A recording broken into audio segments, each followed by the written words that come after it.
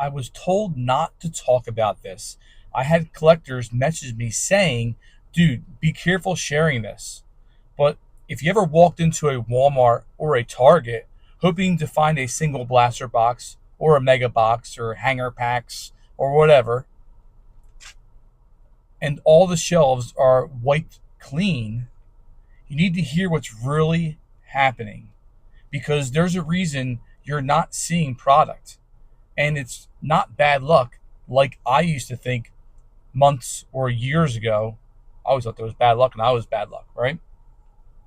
So before I break everything down, I want to make sure that you're subscribed. And if you want the inside track on release dates, restock windows, alerts that I really can't share on here and publicly, join my insider club by commenting insider.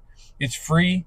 I send usually one email a month with everything I'm hearing from other collectors, shop owners, hobby insiders, release dates, all that stuff. So comment insider and I'll send you the link and you can sign up free of charge. So how does the stock of these cards really get distributed? Now, I'm not talking about local card shops and things like that, right? I'm really talking about retail. And retail, if you haven't heard and been watching my videos over the last months or whatever, retail is Walmart, retail is Target, retail is GameStop or Ace Hardware or Barnes& and Noble, places like that. And let's really start with the basics. Most retail sports cards at Target and Walmart, example, right? They don't get stocked by store, by actual Walmart, by actual Target, whatever that could be. They're stocked by third-party vendors like MJ Holdings. If you ever saw like the MJ Holdings boxes and Excel Marketing. Now, how do they do this across the entire state? So obviously they have employees that they go across and they may restock, three or four different targets in the area that day or whatever that could be. And I know that for a fact because, people follow these other people around.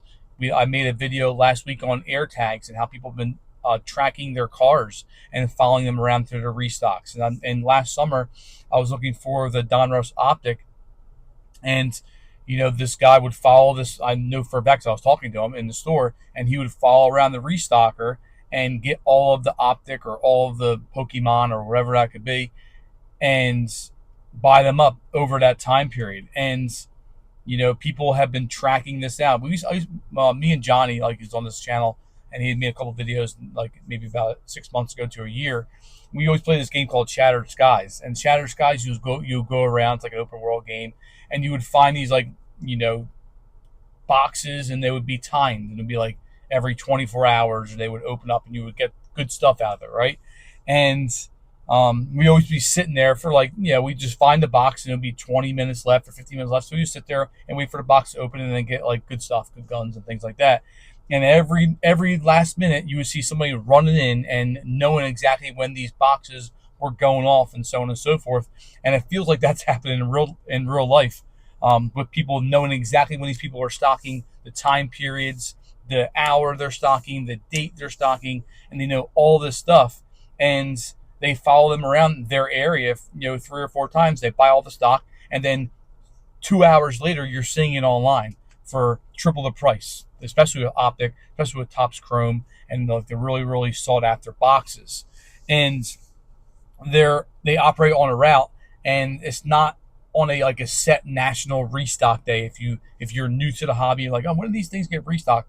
Is it like once a month? Is it like once every year? No, it's really once a week, and you can figure that out. I know my Walmart around me stocks every Wednesday, but it used to be every Friday because they're trying to change things up because people are just waiting. And if you do go there with the restocks, you're having like 20 people wait for you, that are waiting for that actual restock happening.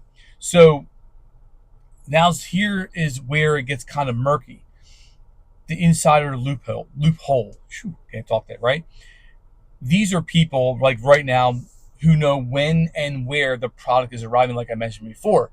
And it's not because they're just guessing at it. Stories of stockers that are giving inside information to local flippers, right? I know for a fact that I talked to local card shops around my area and even other areas that these people maybe give the actual MJ Holdings person or Excel person $100, and they tell them when they're restocking, they meet them there, they scan all their stuff in, they resell it, or they scan all their stuff in, and then the actual flipper buys it, and even though they scan it into the actual shelves. So there's a lot of backdoor stuff happening with all these products that are 3 times their price when you're looking on eBay or Facebook Marketplace or wherever that could be. So there's allegations of like stores holding product behind the counter or delaying shelf placement. I know for a fact that from you guys saying in the comments that there are some people that like go to the actual customer service desk and go up there and ask them for an optic box or a chrome box or a prism, whatever they could be, because they're not on the shelf, but they're holding them behind the actual counter. And there's some people been saying that over the last 2 months we've been making these videos. And there's always, again, breakers who always seem to get like 50 boxes a day the blaster drops, and how they do that. So there's a lot of rumors happening, like what is happening, what is exactly happening, and it's different for every store. It's different for every state.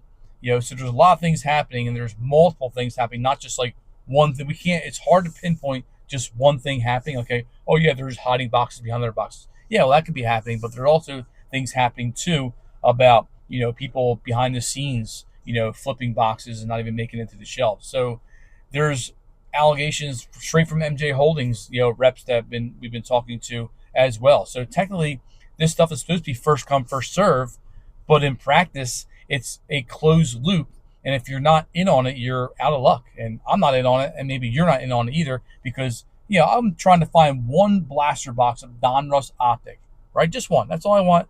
One, maybe open up for our pack a day challenge, open up with my daughter or son, and we go to Targets. I'm not timing anything. We just kind of go there. When we have a baseball tournament, we might go into Target after, or whatever, and we're moving around, and up there's Target, and we go in and see if they have anything, nothing, right? And they have nothing. So there's a lot of things happening behind the scenes, not just because of you're just bad luck going into the stores. So the next part is tracking tech. And yes, even AirTags we had mentioned in the video from last week. And here's where it kind of gets straight out like a James Bond spy movie almost, right? Apple's Find My Network allows tags to be tracked using nearby iPhones, and it pings off of that service from nearby iPhones. And claims have been saying that people have been putting AirTags under carts, under vans, near vendor storage doors, and things like that, so they can actually track when these things are coming in, so they can just boom, fly right into the store, and then get when they're restocking, get all the stuff. There's Discord groups that are sharing like vendor plate numbers and locations, and even updates in real time of when these people are actually at these stores. So there's a lot of things going on, and especially in real time, where like back in the 80s, it wasn't real time. You're just kind of going to the store, and maybe you get lucky, maybe you don't. And you don't need really cellular tracking anymore, but the network kind of does it for you. So that's where it kind of gets a little bit crazy on, yes, even the AirTags, but yes, even in Discord groups and things like that happens as well. And who benefits from this, and who gets, who doesn't benefit from it? So like, who's winning here? And who I know exactly who is not winning here is the average collector, And it's a shame, because people want to collect, and people want to get an optic box or a chrome box or a prism or a big league baseball or celebration box, and you can't find any of these things in stores unless you're there when they're restocking within the first maybe like 20 minutes.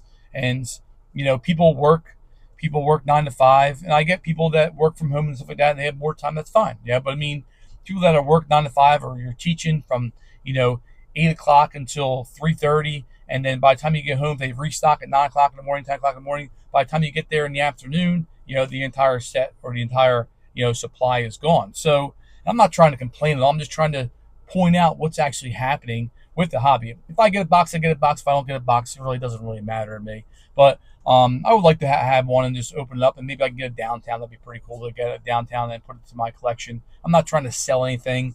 I'm not trying to get a box and resell it. I'm just trying to open a box and just see what all the hype is about, and not paying $80 for that as well. So flippers who clear the shelves, They resell for double. That's who's benefiting for this. Obviously, breakers who dominate the retail drops with all this volume that they have. People with insider access, and that goes back to my last video. And for some reason, YouTube didn't push it that much. So it's like 200, 300 views. But I thought it was a pretty good topic on like subscriptions and doing subscriptions with Tops, with Panini, with whoever, and doing like a monthly subscription like Dr. Squatch does, and you can pick out the different bars of soap that you want. Maybe you can pick out the different blaster boxes you want for that month, and different levels, different tiers, and it might be harder for them, but I mean they're making so much money anyway.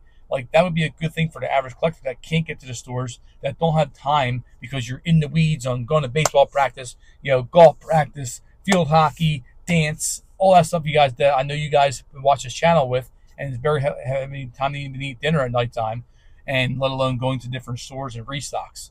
And so that ties into like the rising of blaster boxes and even artificial scarcity as well. So this all ties in together, which has been outrageous since 2020, since COVID, and a little before that as well. But it kind of got outrageous with COVID when everybody was home. So like the main thing, my question is like, can anything be done? And like obviously, if you're watching this video and you have some ideas, mention them in the comments, because this is what this channel is for, is to figure these things out as a community and help everybody out in the same time, right? Not to bash people, oh, you're trying to get, blaster boxes and resell them, or how come you don't, I see them all the time. Yeah, I get that, but guess what? In Indiana, when you have, one person per 55 miles, you know what I'm saying?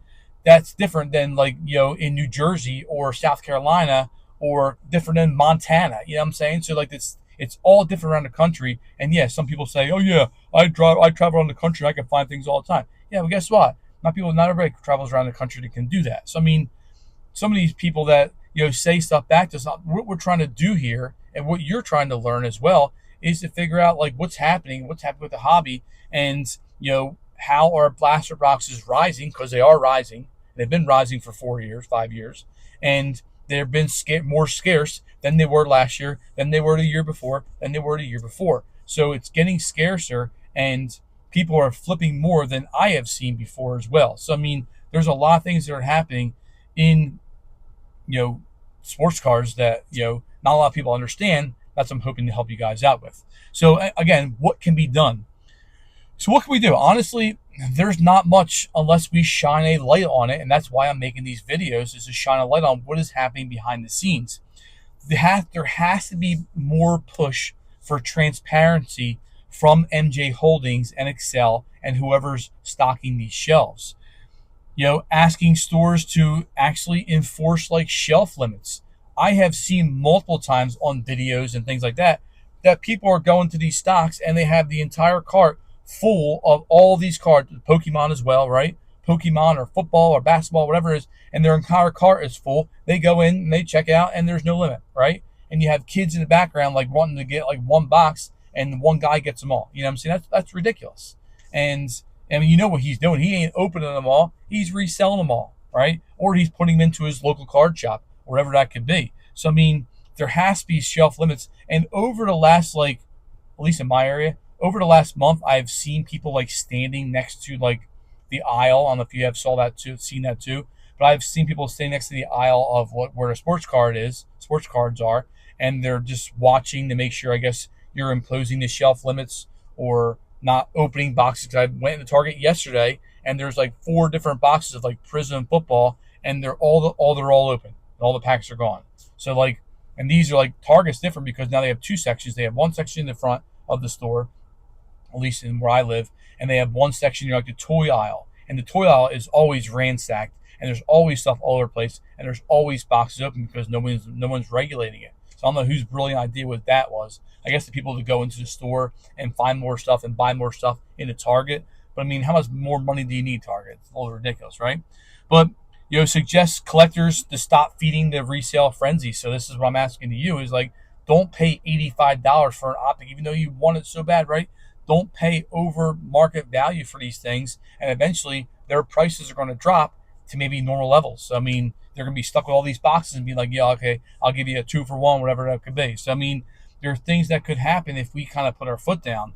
And that goes back to my insider club. And for those who want like updates without paying premium and things like that, and to see when things are out, that's a important thing. So comment insider again, and you can get that free of charge, not having to go into the Discord group and paying $10 a month or $20 a month, whatever that could be. So my ending here is like, look, I'm not saying everyone is involved in restocks, and like that whoever's involved in restocks is shady and things like that. But the system was never really built for like collectors like you and I. And the more we talk about it, the harder it is for these gatekeepers, I guess you can call them, to keep us out of this actual, frenzy, whatever it could be. So, like, my questions to you are: have you seen someone tracking restocks? If you have, let us know in the comments. Do you think AirTags and Discord flips are real? And like, what do you think about all this entire thing happening? And subscription list. Every month maybe you subscribe, like Dr. Swatch, like I said before. Is that a good idea? And you get a box per month or 2 boxes per month, depending on what tier you're at. Maybe you get more perks as the more you subscribe and things like that. So there's a lot of things that we can do that hopefully the future that Tops or Panini or whoever's watching this that can do that. So other than that, let me know what you guys think in the comments, and we will talk to you guys later. And I, again, appreciate you guys watching. Do it for Dale. Peace out.